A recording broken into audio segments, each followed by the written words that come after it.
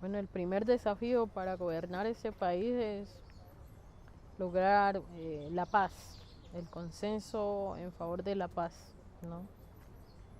Y ese es el principal desafío porque hemos tenido años y años de violencia, de conflicto armado, que pues han bañado de sangre este país, han generado desplazamiento forzado.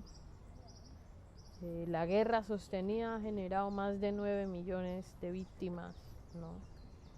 Muchos colombianos exiliados, huyendo a la violencia, un sinnúmero de personas asesinadas, desaparecidas, y pues la guerra no ha permitido que este país sea una potencia de la vida, que este país sea un país donde la igualdad, la equidad y la paz, la justicia y la dignidad sea lo que respiremos en cada calle de nuestro país. Ese es el principal desafío. Y es el principal desafío porque hemos tenido dirigentes políticos que apelan a seguir manteniendo la guerra, seguir manteniendo el conflicto armado, porque eso les hace mantener a una comunidad empobrecida y eso les hace de alguna manera mantenerse en el poder, ¿no? Generar miedo para luego vender seguridad democrática ha sido una estrategia de más de 20 años, pero ha sido la estrategia histórica. Eso nos ha llevado a ser el país más desigual, de los más desiguales del planeta. Eso nos ha llevado a ser uno de los países más violentos de la región y pues eso tiene que parar. Entonces estamos apostándole a la paz como desafío principal, que ya se inició un camino y un diálogo con actores armados. Faltan otros porque siguen generando todavía incertidumbre y violencia en los territorios y comunidades, tanto urbanos como rurales. Y pues la paz no solamente es el silenciamiento de los fusiles, la paz es inversión social, la paz es justicia social, ¿no? Y eso que es un principio que debería de ser de las sociedades, pero también pues en términos religiosos, a propósito del lugar donde estamos, pues la Biblia tiene ese postulado el camino hacia la paz es la justicia social. Entonces ese es el principal desafío que tenemos. Segundo, pues erradicar el hambre. Si no se detiene el hambre en Colombia, la inseguridad y la violencia van a seguir siendo el pan de cada día. Y eso pasa por recuperar nuestro campo colombiano. Eso pasa por recuperar la producción agrícola, sí, nuestra autonomía y soberanía alimentaria. Por supuesto, el turismo como un potencial económico y de generar convivencia y bienestar es una riqueza. Somos de los países más ricos en biodiversidad del planeta y eso nos pone un potencial enorme. Nosotros podemos vivir sabroso, como decimos, a partir de una economía para la vida y eso es lo que queremos hacer, pero pues hoy no solo Colombia tiene el desafío de una economía para la vida, el planeta, ¿no? Entonces el gran desafío enorme que también tenemos es el tránsito de la economía extractivista hacia una economía sostenible. En Latinoamérica hemos tenido gobiernos de izquierda, pero eso no significa que por ser de izquierda ya están planteándose un cambio del modelo hegemónico de desarrollo, ¿no? La izquierda latinoamericana ha reproducido el modelo neoliberal basado en el extractivismo. Entonces ese es un desafío que vamos a asumir en Colombia y es cambiar la matriz energética de esa economía extractivista dependiente del petróleo, del carbón, hacia el camino de una economía sustentable. Eso no es que llegue Gustavo Petro a posesionarse el 7 de agosto y Francia Márquez y ya el otro día no hay más explotación de petróleo y carbón. No, no se trata de eso. Se trata de un alistamiento institucional, de generar las condiciones de infraestructura, de generar la concientización en nuestra sociedad para ir haciendo ese tránsito a que pues en los 30 años que tenemos para revertir los efectos de la crisis ambiental, pues podamos llegar a emisión cero en nuestro país, ¿no? Mencionó esto que mencionaba recién de vivir sabroso, ¿no? Como es esto del buen vivir de alguna manera, pero nos interesaría que nos comentes cuáles son las... ¿qué tiene de particular en Colombia esto de vivir sabroso? ¿Qué significa, en especial para un público mexicano y argentino, esto del vivir sabroso? ¿Cómo lo podríamos entender, digamos? Bueno, nosotros en medio de las dificultades, en medio de las necesidades básicas, en medio del conflicto armado hemos podido sembrar paz, ¿no?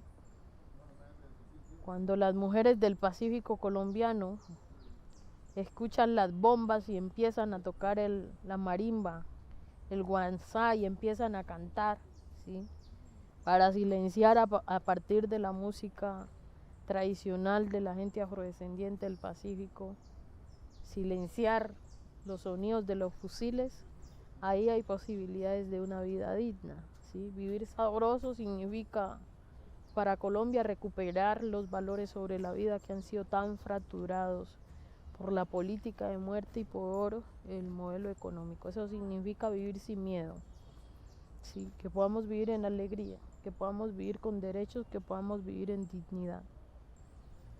Quiero preguntarle sobre esta Colombia profunda, digamos, que ha sido marginada y mayugada por la guerra y por otros procesos extractivistas y muchos otros procesos sociales. Usted, quiero saber si siente ese apoyo y en qué maneras lo siente. Si puede poner algún ejemplo, lo siento en tal cosa que a veces me pasan, tengo encuentros. ¿Cómo siente usted ese apoyo de la Colombia profunda? Bueno, yo nunca uso el concepto de Colombia profunda. Okay. Eso es un concepto inventado por la gente elitista de este país, para decir que ustedes están más allá abajo de nosotros, ustedes están en la profundidad, ¿no? Y no me gusta usar eso. Creo que aquí no hay una Colombia profunda, aquí hay una Colombia que en términos, para ponerlo en términos claros, ha sufrido el empobrecimiento, ¿no? Y eso de la Colombia profunda es para dividirnos como sociedad. Que hay una sociedad superior y hay otra inferior, ¿sí? Hay una en la cima y hay otra en la profundidad. Y yo creo que eso hay que romper con eso. No es el lenguaje colonial, al igual que decir que hay unas minorías y mayorías. En realidad, las minorías han sido las 47 familias que nos han gobernado en este país.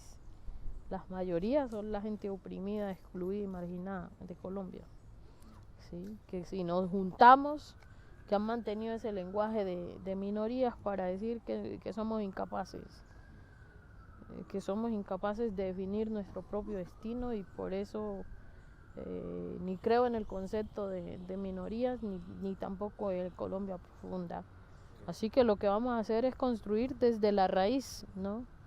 Desde el centro, desde la vida, que ponemos en el centro condiciones de dignidad para Colombia. Y bueno, si esta región, si Colombia logra la paz, pues la región, no solo Colombia, sino la región, sí, avanzará. Y digamos, esta Colombia que el discurso hegemónico ha tendido a nombrar de esa manera, que sí, para, digamos, para alguna manera esta noción de que son los menos o que son gente que no tiene en realidad participación activa en la vida social, cuando son quizá los que más la tienen. Yo a propósito quise usar el lenguaje del poema de Eduardo Galeano para resignificar y para hacerle entender a la gente en el lugar donde nos coloca. No es que nosotros queramos ser los nadies, es que ese es el lugar que esta sociedad elitista que nos ha gobernado nos ha colocado, ¿sí? Entonces lo que lo veo es cuando los indígenas hacen un acuerdo, ¿sí? Para la garantía de derechos, cuando los los negros se movilizan, los campesinos se movilizan, los jóvenes se movilizan para exigirle a los que nos gobiernan garantía de derechos. Dicen, ¿ustedes quiénes son? Ustedes son de la Colombia profunda, ese es su lugar, ustedes tienen que seguir ahí. No, ustedes son nadies para nosotros. Francia. Y nos dicen, lo peor que nos dicen, ustedes quieren todo regalado, y no queremos todo regalado, nada. Ellos se roban todo.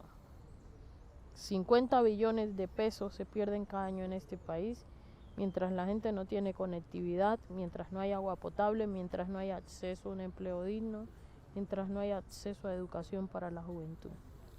Francia, la otra vez te preguntábamos sobre este momento histórico que habilita tu ascenso, tu llegada como en una fórmula presidencial, y vos nos hablabas de esas luchas que habilitaron esta llegada. Sin embargo, la lucha de Colombia ha sido histórica y antes no se había dado un fenómeno como este, una mujer de tu característica esté ocupando esta responsabilidad. ¿Qué crees que ha cambiado en la sociedad, en la institución, en el momento actual de la historia de Colombia, que habilita esta esperanza del pueblo colombiano de una posibilidad de cambio? Que hay una nueva juventud con una conciencia, ¿no? Y con una nueva visión política. Fueron los que salieron el año pasado a la calle. Sí, fueron los que propiciaron un estallido social. Por muchos años eran los indígenas, los negros, los campesinos haciendo movilizaciones todo el tiempo. Sí. Y hoy, pues ya es todo el país. Sí, esos jóvenes lograron poner esa discusión de la resistencia, que era lo que siempre venían haciendo los pueblos, en la boca de todo el mundo. ¿Sí? Todo el país estaba hablando de resistencia. ¿Sí? Por eso fue tan fuerte la arremetida del gobierno nacional de tildarles guerrilleros y terroristas y criminales. El terrorismo se combate, ¿no? Y poner ese lenguaje es darle un lenguaje de criminales para justificar el asesinato como ocurrió en esta ciudad, ¿no? Y esos jóvenes pues muestran el camino de un cambio en la política. A nosotros como movimientos sociales crecimos enseñándonos que no había que meterse en la política, ¿no? Que como movimientos sociales debíamos ser pues no participar en política, la política no era para nosotros, y siempre nos decían meterse ahí es perderse.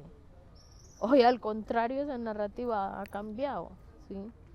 Porque cuando no nos metemos como líderes sociales por miedo a perdernos en la política, pues la política termina quitándonos la vida, ¿no? Asesinándonos. Y entonces sí o sí hay que ocupar el Estado, sí o sí hay que participar, con el riesgo de lo que todo eso significa, porque tienen riesgos. Pero ¿qué más nos espera? En un país donde el pan de cada día es asesinar todos los días a líderes sociales, a lideresas.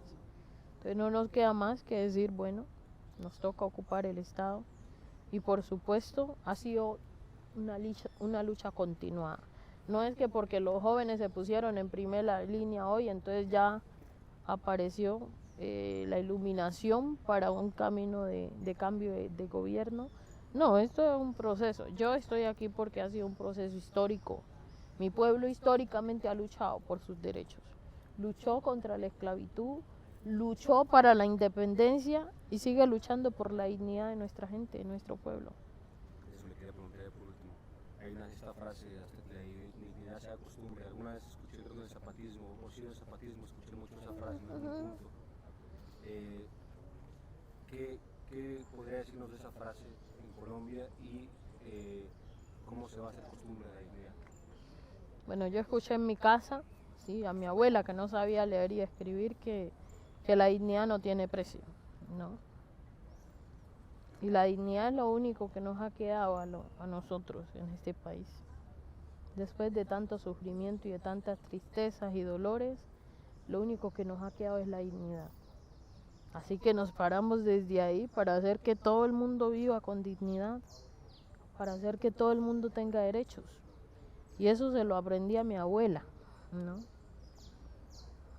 Una mujer que nunca aprendió a leer y escribir porque no se lo permitieron, pero puso los valores de lo que debería ser el buen vivir, de lo que debería ser el vivir sabroso, de lo que debería ser vivir en paz.